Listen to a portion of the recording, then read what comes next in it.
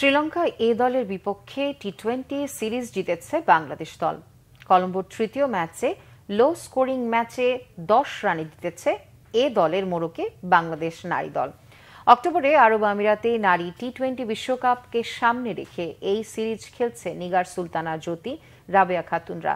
প্রতিপক্ষ লঙ্কান এ দল হলেও বাংলাদেশ নারী মূল দলটি খেলেছে এ দলের ব্যানারে। ফলে শক্তিশালী বাংলাদেশের কাছে টানা 3 ম্যাচেই হেরেছে শ্রীলঙ্কা এ দলটি। 5 ম্যাচ সিরিজে প্রথম 3 ম্যাচেই জিতে সিরিজ নিশ্চিত করেছে টাইগ্রেসরা। প্রথম টি-20তে 7 উইকেটে, দ্বিতীয় ম্যাচে 104 রানের বড় জয়ের পর সিরিজের তৃতীয় ম্যাচে 10 রানে জিতেছে অধিনায়ক রাবেয়া খানের দল।